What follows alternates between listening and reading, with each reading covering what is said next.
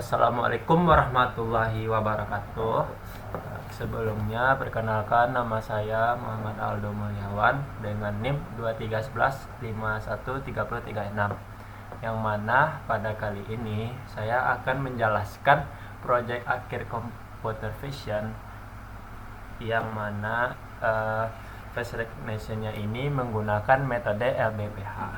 Nah, yang dimana sistemnya ini dibuat menggunakan metode local binary frequency histogram dengan library OpenCV.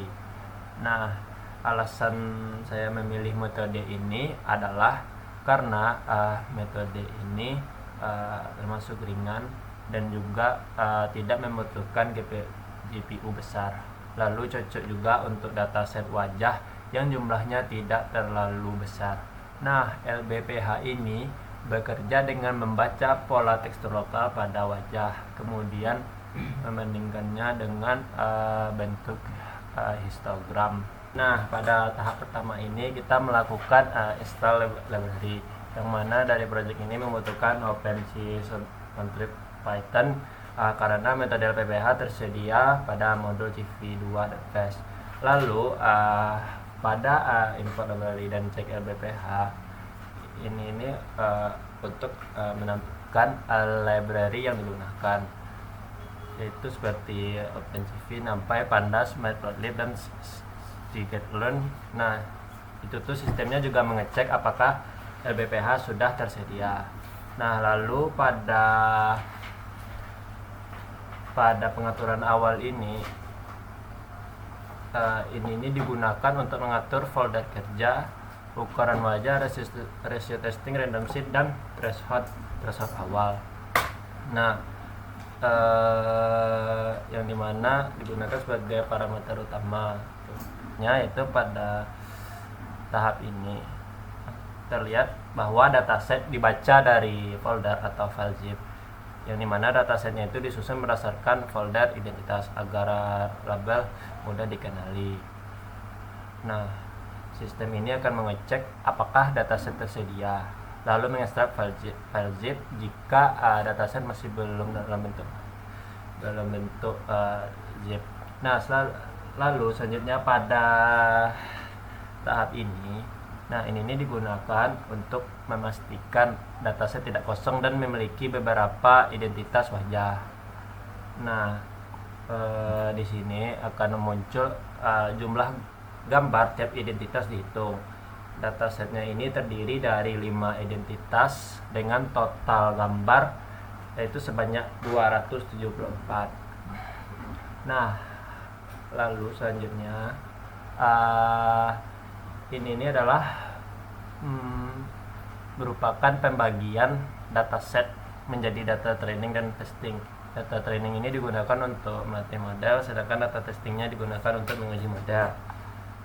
Terlihat di sini data itu dibagi menjadi 221 data training dan 53 data testing dengan rasio testing 20%. Lalu pada deteksi wajah dan pre-processing ini dibuat fungsinya itu untuk membaca gambar, mendeteksi wajah, memotong area wajah itu, dan mengubah ukurannya.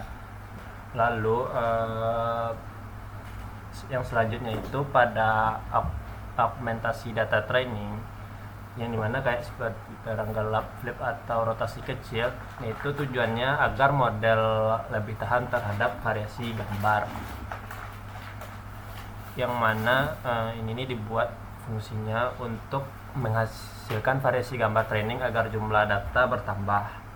Lalu selanjutnya dalam membentuk data training, proses mengubah gambar training menjadi data wajah dan label yang siap digunakan untuk melatih model, yang dimana bisa terlihat setiap gambar training diproses, diaugmentasi, lalu dimasukkan ke dalam list wajah dan label. Data yang gagal itu tuh juga dicatat. Nah, bisa untuk contoh deteksi wajah itu tuh dia akan menampilkan contoh wajah yang berhasil dideteksi dan hasil pre-processing wajah. Nah, nanti akan menampilkan gambar asli dengan kotak wajah Lalu ditampilkan juga wajah yang sudah dipotong dan diproses. Nah, lalu pada training model LBPH, ini merupakan bagian penting karena model LBPH dilatih menggunakan data wajah dan label identitas. Nah, pada model LBPH itu dibuat, dilatih, lalu disimpan. Inputnya itu adalah wajah training dan label, sedangkan outputnya adalah model face recognition.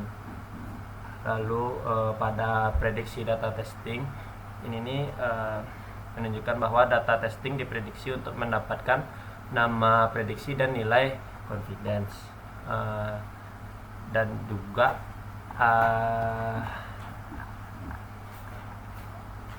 nah ini setiap gambar testing dibaca, wajah dideteksi, lalu model memprediksi identitasnya.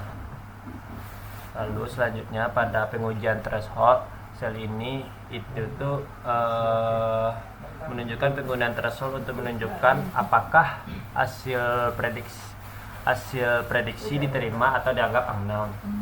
Nah, terlihat beberapa nilai threshold diuji. Threshold terbaik yang diperoleh adalah 75. Lalu pada hasil testing final, yang dimana ini akan menunjukkan hasil akhir testing menggunakan threshold terbaik,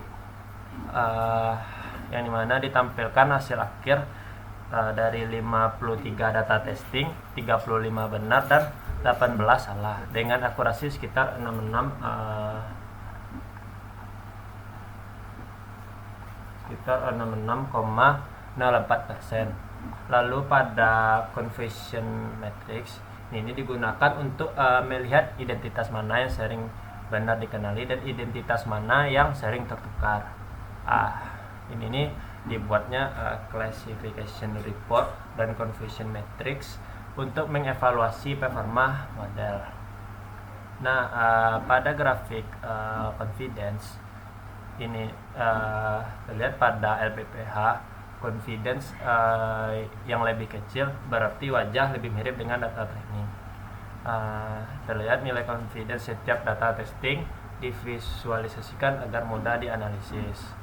Nah, pada eksperimen kondisi citra ini menunjukkan satu gambar testing dibuat menjadi beberapa kondisi untuk melihat kelemahan sistem terhadap kualitas gambar. Dilihat pada satu gambar testing itu tuh dibuat menjadi beberapa kondisi untuk melihat kelemahan sistem terhadap kualitas gambar. Lalu selanjutnya itu untuk contoh recognition yang berhasil dan gagal ini itu yang dimana ini menampilkan contoh hasil, yang dimana ini untuk menjelaskan performa sistem secara nyata, yang mana bisa dilihat pada tampilan gambar hasil recognition.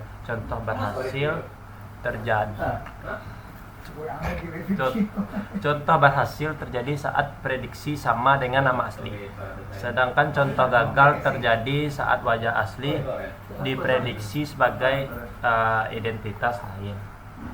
Nah, bisa dilihat pada proyek kali ini kelemahan dari sistem itu adalah akurasinya masih terbatas dan model yang masih sensitif terhadap kondisi citra. Akurasinya sekitar 66%, itu tuh menunjukkan sistemnya itu udah jalan, tapi masih banyak prediksi yang salah.